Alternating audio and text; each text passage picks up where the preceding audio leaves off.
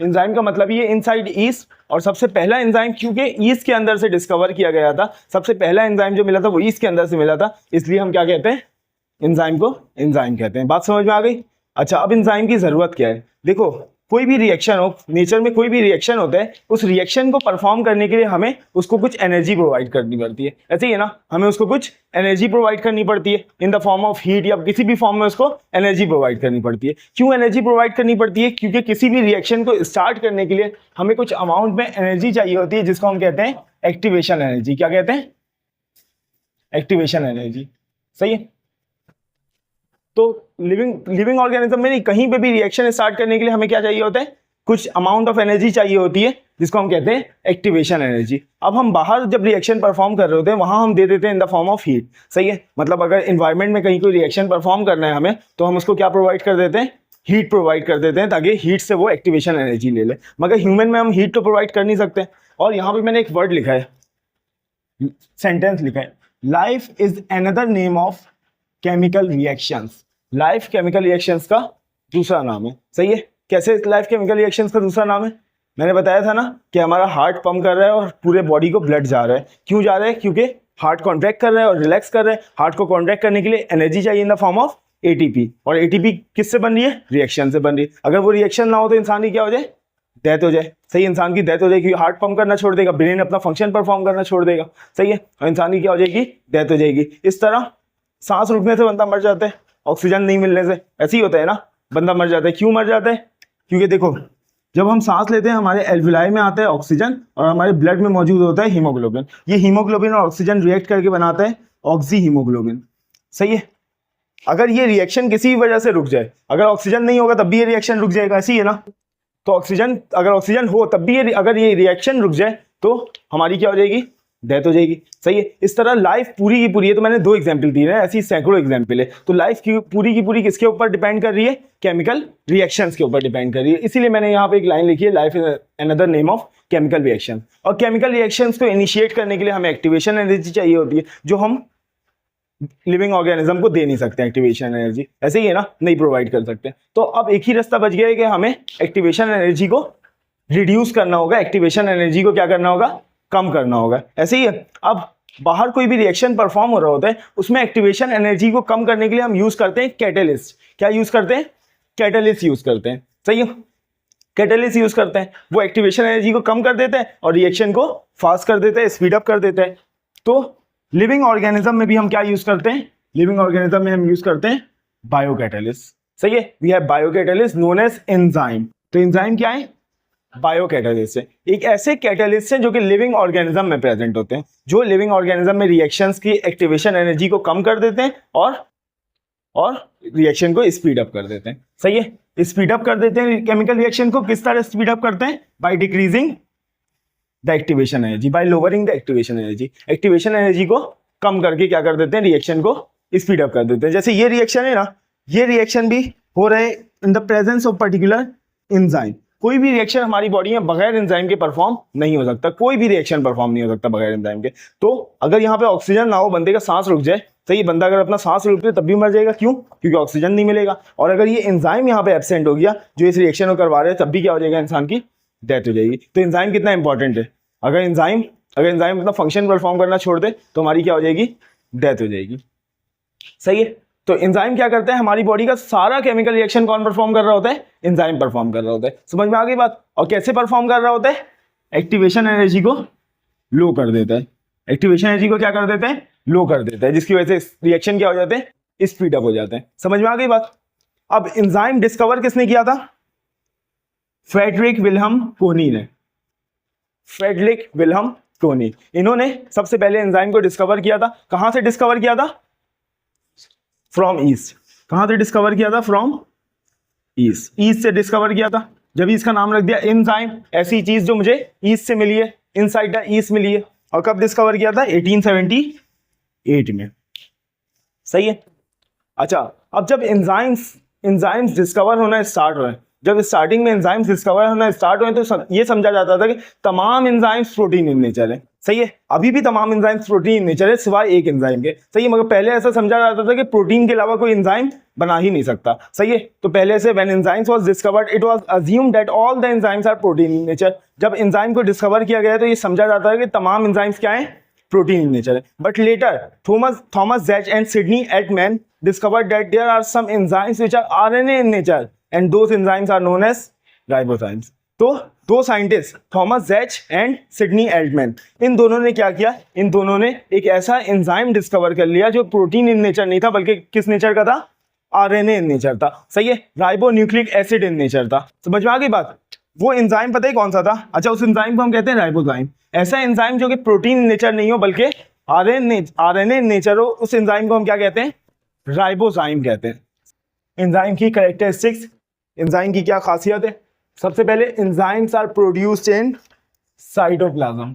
Enzymes कहाँ produce होते हैं, साइटोप्लाज्म में प्रोड्यूस होते हैं। देखो हम आगे पढ़ेंगे सेकेंड ईयर में कि ट्रांसलेशन एक प्रोसेस है जिसके जरिए प्रोटीन बन रहे होते हैं, सही है। और वो जो ट्रांसलेशन का प्रोसेस है वो कहाँ हो रहा होता है, साइटोप्लाज्म में हो रहा होता है, क्योंकि ट्रांसलेशन साइटोप्लाज्म में हो रहा है और एक एंजाइम को छोड़ के सारे एंजाइम्स प्रोटीन इन नेचर है। समझ में आ रही है बात। तो मतलब प्रोटीन कहाँ पे बनते हैं, साइटोप्लाज्म में, क्योंकि सारे एंजाइम प्रोटीन इन नेचर है और प्रोटीन साइटोप्लाज्म में बनता है तो एंजाइम भी कहाँ बनता है, साइटोप्लाज्म में, सही है। अच्छा दूसरा point, all enzymes are protein in nature. सारे एंजाइम प्रोटीन इन नेचर होते हैं एक्सेप्ट सम, कुछ को छोड़ के, जिनको हम क्या कहते हैं, राइबोजाइम्स। ये आरएनए इन नेचर होते हैं। सारे एंजाइम्स प्रोटीन इन नेचर होते हैं सिर्फ कुछ को छोड़ के, और वो कुछ क्या है, राइबोजाइम्स। और मैंने बता दिया दुनिया में सिर्फ एक एंजाइम है जो प्रोटीन इन नेचर नहीं है और वो ये है। इसके अलावा सारे एंजाइम्स प्रोटीन इन नेचर है, सही है। अच्छा some enzymes are entirely made up of protein. कुछ एंजाइम पूरे के पूरे प्रोटीन से बने हुए होते हैं, जैसे कि अमाइलेज, पेप्सिन। मगर कुछ एंजाइम होते हैं जिनके पास क्या होता है, नॉन प्रोटीन पार्ट भी होता है अलॉन्ग विथ प्रोटीन पार्ट, जैसे कि साइटोक्रोम सी एक एंजाइम है,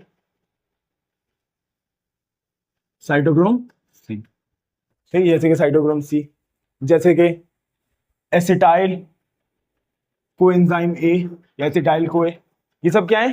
देखो प्रोटीन सारे एंजाइम सारे प्रोटीन इन नेचर होते हैं, मगर कुछ ऐसे एंजाइम होते हैं ना जिनको साथ में क्या चाहिए होता है, नॉन प्रोटीन पार्ट चाहिए होता है फंक्शन परफॉर्म करने के लिए, सही है। यहां पे मैं मिटा के बताता हूं, ये देखो सारे एंजाइम्स प्रोटीन इन नेचर है, सारे एंजाइम्स प्रोटीन इन नेचर है, मगर कुछ ऐसे होते हैं ना, कुछ ऐसे होते हैं जो entirely made up of protein, पूरे के पूरे प्रोटीन से बने होते हैं, entirely made up of protein, इनमें कुछ और होता ही नहीं है। ऐसे एंजाइम को हम कहते हैं सिंपल एंजाइम। क्या कहते हैं, सिंपल एंजाइम। जैसे कि अमाइलेज हो गया जो कि स्टार्च को डाइजेस्ट करता है, ग्लाइकोजन को डाइजेस्ट करता है, पेप्सिन हो गया जो प्रोटीन को डाइजेस्ट करता है। ये सब क्या है, सिंपल एंजाइम है, सिर्फ प्रोटीन से मिलकर बनते हैं। मगर कुछ एंजाइम ऐसे हैं विच रिक्वायर, जो होते तो प्रोटीन इन नेचर है, होते प्रोटीन इन नेचर है, मगर उनको थोड़ा सा पार्ट चाहिए होता है नॉन प्रोटीन पार्ट, सही है। Which require some non protein part, some non protein part, सही है। ऐसे एंजाइम्स को हम क्या कहते हैं, कॉन्जुगेटेड एंजाइम। जिस तरह कॉन्जुगेटेड मॉलिक्यूल पढ़ा था, दो चीजों से मिलकर बनते थे, तो ऐसे एंजाइम को हम क्या कहते हैं, कॉन्जुगेटेड एंजाइम। समझ में आ गई बात, सही है। ये इसको आगे स्ट्रक्चर में हम डिटेल में पढ़ेंगे। तो अभी बस ये समझ लो सारे एंजाइम प्रोटीन इन नेचर होते हैं, मगर कुछ एंजाइम्स इंटायरली प्रोटीन से बने हुए होते हैं और कुछ प्रोटीन और किसी और सब्सटेंस का मिक्सचर होता है, सही है। अच्छा enzymes are temperature and pH sensitive. Enzyme क्या होते हैं, टेम्परेचर और पीएच सेंसिटिव होते हैं। मतलब अगर हम टेम्परेचर को बढ़ाएं तो एंजाइम की एक्टिविटी क्या हो जाएगी, कम हो जाएगी, या हम टेम्परेचर को कम करें तब भी एंजाइम की एक्टिविटी क्या हो जाएगी, कम हो जाएगी। अगर हम एक एंजाइम, और एंजाइम स्पेसिफिक टू पीएच भी होता है, एंजाइम स्पेसिफिक टू पीएच भी होता है। इसका मतलब एक एंजाइम अगर पर्टिकुलर पीएच पे काम करता है तो ना उससे ज्यादा पीएच पे काम करेगा ना उससे कम पीएच पे काम करेगा, सही है। ना ज्यादा पीएच पे काम करेगा ना कम पीएच पे काम करेगा। जैसे पेप्सिन स्टमक में काम करता है, स्टमक में एसिडिक एनवायरनमेंट होता है, तकरीबन 1.4 पीएच होता है स्टमक का, सही है। तो पेप्सिन जो है वो सिर्फ 1 से लेके 2 तक काम कर सकता है, उससे आगे जाएगा तो पेप्सिन काम नहीं कर सकता, और उससे कम होगा, 1 से कम होगा तब भी पेप्सिन काम नहीं कर सकेगा, क्योंकि पीएच सेंसिटिव है। पीएच को अगर हम चेंज करें तो एंजाइम की एक्टिविटी क्या होगी, डिक्रीज हो जाएगी। समझ आ गई बात। और टेम्परेचर सेंसिटिव भी है, अगर टेम्परेचर को भी हम चेंज करें तो एंजाइम की एक्टिविटी क्या हो जाएगी, डिक्रीज हो जाएगी। समझ आई बात। इसकी एग्जांपल देता हूं मैं। देखो जैसे जब बुखार होता है टेम्परेचर क्या हो जाता है, फीवर में टेम्परेचर क्या हो जाता है, बढ़ जाता है। फीवर में टेम्परेचर बढ़ जाता है बॉडी का। जब टेम्परेचर बॉडी का बढ़ जाता है तो क्या होता है, खाना जल्दी खत्म होता है, डाइजेस्ट होता है खाना जल्दी नहीं डाइजेस्ट होता है। क्यों डाइजेस्ट नहीं होता है, क्योंकि हाइड्रोलिटिक एंजाइम जो कि डाइजेशन परफॉर्म कर रहे थे उनकी एक्टिविटी क्या हो जाती है, कम हो जाती है। तो इसलिए जो डाइजेशन पहले बहुत स्पीड में हो जा रही थी, क्यों स्पीड में हो रही थी, क्योंकि एंजाइम इसको स्पीड अप कर रहे थे। अब एंजाइम की एक्टिविटी कम हो गई है तो वो एंजाइम अब आराम आराम से काम करेंगे तो डाइजेशन भी क्या हो जाएगी, स्लो हो जाएगी। समझ में आई बात। अच्छा, 5th पॉइंट है enzymes are specific to their substrate. Enzyme अपने सबस्ट्रेट के लिए क्या होते हैं, स्पेसिफिक होते हैं। एंजाइम अपने सबस्ट्रेट के लिए क्या होते हैं, स्पेसिफिक होते हैं। स्पेसिफिक का मतलब है मखसूस। एक मखसूस एंजाइम जो है उसे मखसूस सबस्ट्रेट के ऊपर काम करता है, बाकी किसी के ऊपर काम नहीं करता है, बहुत स्पेसिफिक होता है। जैसे ये एक नाम लिखा हुआ है अमाइलेज। अमाइलेज को स्टार्च और ग्लाइकोजन मिलेगा तो वो इसको डाइजेस्ट कर देगा, और किसी को और कोई भी काम बॉडी में नहीं करेगा। बहुत स्पेसिफिक होता है, सिर्फ स्पेसिफिक मखसूस काम करता है। पेप्सिन, प्रोटीन मिलेगा तो डाइजेस्ट कर देगा, सिर्फ प्रोटीन को डाइजेस्ट करेगा और कोई काम नहीं कर सकता। ये सही, बहुत स्पेसिफिक होता है अपने सबस्ट्रेट के साथ। सही है। इसी तरीके से जो एंजाइम्स है जैसे लाइपेज सिर्फ लिपिड को डाइजेस्ट करेगा और कोई काम नहीं कर सकता, अपने सबस्ट्रेट के साथ बहुत ज्यादा क्या है, स्पेसिफिक है। सही है, समझ में आई बात। अच्छा, enzymes are much larger than the substrate. Enzyme substrate से बहुत ज्यादा क्या होते हैं, लार्ज होते हैं। अब सबस्ट्रेट पता है ना तुम लोग क्या होते हैं, सबस्ट्रेट क्या होते हैं, स्टार्ट प्रोडक्ट होते हैं। सही है, रिएक्शन में जो स्टार्ट प्रोडक्ट होते हैं उनको सबस्ट्रेट कहते हैं, जिसको एंजाइम कन्वर्ट करते हैं इनटू प्रोडक्ट। सही है, तो एंजाइम सबस्ट्रेट से बहुत ज्यादा क्या होते हैं, बड़े होते हैं। एंजाइम सबस्ट्रेट से बहुत ज्यादा बड़े होते हैं। अच्छा, for binding of substrate enzyme has specific site known as active site. Substrate को बाइंड करने के लिए एंजाइम के पास इधर उधर बाइंड नहीं कर लेते हैं एंजाइम, बल्कि स्पेसिफिक मखसूस साइट होती है एंजाइम के पास जहां पे सबस्ट्रेट को बाइंड कर रहा होता है। उस मखसूस साइट को क्या कहते हैं, एक्टिव साइट। जैसा कि देखते हैं, ये देखो, ये एंजाइम है, ये एक एंजाइम है। सही है, ये एक एंजाइम है जो एक रिएक्शन परफॉर्म करेगा। ये इन दोनों को मिला के इसमें कन्वर्ट कर देगा। सही है, किस तरह कन्वर्ट करेगा, ये देखो, एक तो ये देख लो कि सबस्ट्रेट से बहुत ज्यादा क्या होते हैं, बड़े होते हैं। ये जो 6th पॉइंट है, enzymes are much larger than the substrate. देखो सबस्ट्रेट कितने छोटे छोटे हैं। सही है, और एंजाइम कितना बड़ा है। दूसरी बात, for binding of substrate enzyme has specific site known as active site. अब इस सबस्ट्रेट को बाइंड करने के लिए कि कहीं और बाइंड नहीं हो सकते, सिर्फ एक जगह पे बाइंड हो सकते हैं, और वो कौन सी जगह है, ये एक्टिव साइट। ये जो साइट है इसको बोलते हैं एक्टिव साइट। ये सबस्ट्रेट की बाइंडिंग के लिए होती है। यहां पे आएगा ये सबस्ट्रेट और ये सबस्ट्रेट बाइंड करेगा यहाँ पे, ये दोनों सबस्ट्रेट बाइंड किया यहाँ पे। एंजाइम इस रिएक्शन को कैटेलाइज करेगा और इन दोनों को कन्वर्ट कर देगा इनटू प्रोडक्ट, और फिर इस प्रोडक्ट को रिलीज कर देगा। समझ आ गई बात, आ गई। अच्छा, enzymes which work on the same cell where they are produce are known as endo enzymes.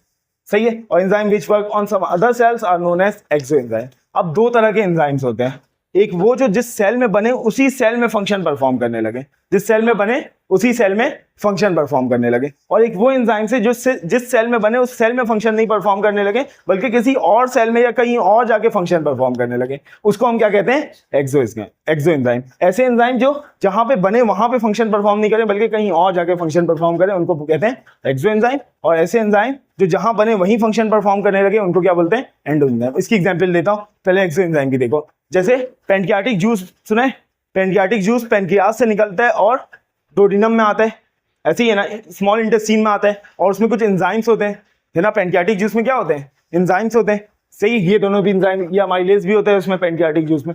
तो ये जो एंजाइम है अमाइलेज, ये पैनक्रियाटिक जूस के अंदर है। इसको बनाया किसने, पैनक्रियाज के सेल्स ने। सही है, मगर ये फंक्शन कहाँ पर परफॉर्म कर रहे हैं, आगे हमारे इंटेस्टाइन में। सही है, तो बना ये पैनक्रियाज के सेल में, मगर फंक्शन कहाँ परफॉर्म कर रहे हैं, इंटेस्टाइन में। तो ऐसे एंजाइम को हम क्या कहेंगे, एक्सो एंजाइम। ऐसे एंजाइम को क्या कहेंगे, एक्सो एंजाइम। और एंडो एंजाइम उस एंजाइम को कहेंगे जो जिस सेल में बना उसी सेल में फंक्शन परफॉर्म करने लगा। जैसे कि एक एग्जांपल, इसकी तो एग्जांपल लिख लो, अमाइलेज लिख लो, जो ऊपर भी है ना, याद हो जाएगी। पैनक्रियाटिक जूस पेनक्रियाज बनाते हैं, पेनक्रियाटिक जूस में सिक्रीट कर देते हैं और वो जाके वर्क कर रहा होता है, फंक्शन कर रहा होता है इंटेस्टाइन में, मतलब जहां बनता है वहां फंक्शन नहीं परफॉर्म कर रहा होता है। तो amylase is an exo enzyme. Endo enzyme ऐसे एंजाइम जो जिस सेल में बने उसी सेल में फंक्शन परफॉर्म करने लगे, जैसे हेक्सोकाइनेज एक एंजाइम है। ग्लाइकोलाइसिस पढ़ा है तुम लोगों ने? पढ़ा है? ग्लाइकोलाइसिस में ग्लूकोज सबसे पहला स्टेप है, ग्लूकोज 6 फॉस्फेट में कन्वर्ट होता है। पढ़ा है ना ये वाले स्टेप? ग्लूकोज 6 फॉस्फेट में कन्वर्ट होता है। वो जो कन्वर्जन होती है ना, वो कन्वर्जन करता है हेक्सोकाइनेज, ये एंजाइम करता है हेक्सोकाइनेज, और ये जिस सेल में बनता है उसी सेल में फंक्शन परफॉर्म करने लगा। ऐसे ही हुआ ना, तो इसको क्या कहते हैं हम? एंडो एंजाइम कहते हैं।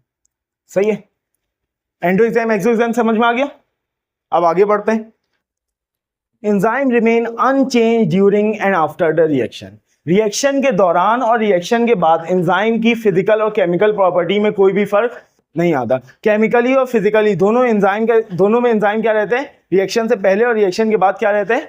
सेम रहते हैं। उसके स्ट्रक्चर में, केमिकल प्रॉपर्टीज में कुछ भी फर्क नहीं आता है। सही है, वो रिएक्टेंट्स को तो, सब्सट्रेट को तो प्रोडक्ट में कन्वर्ट कर देता है, मगर खुद वैसी का वैसी रहता है, चेंज नहीं होता है। ये बात लिखी हुई है यहाँ पे। सही है। 11 activity of enzyme can be accelerated by certain ions such as magnesium, ferrous, ETC known as activator. Activity of enzyme, enzyme की जो एक्टिविटी, एंजाइम का जो काम है उसको हम बढ़ा सकते हैं। एसिलेट करना मतलब बढ़ाना, उसको हम बढ़ा सकते हैं कुछ आयंस के जरिए, जैसे कि मैग्नीशियम है, फेरस है, सही है, ETC। और इन आयंस को जो कि एंजाइम की एक्टिविटी को बढ़ा दें उनको क्या बोलते हैं? एक्टिवेटर। ऐसे आयंस जो एंजाइम की एक्टिविटी को बढ़ा दें उनको क्या बोलते हैं? एक्टिवेटर। सही है। Activity of enzymes are inhibited by substance known as inhibitor. Activity of enzymes को हम, एंजाइम के काम को हम कम कर सकते हैं। इनहिबिटेड मतलब टू डिक्रीज, इनहिबिटेड मतलब टू डिक्रीज। तो एंजाइम की एक्टिविटी को हम इनहिबिट कर सकते हैं, कम कर सकते हैं कुछ सब्सटेंस के जरिए, जिनको हम क्या कहते हैं? इनहिबिटर कहते हैं। क्या कहते हैं? इनहिबिटर।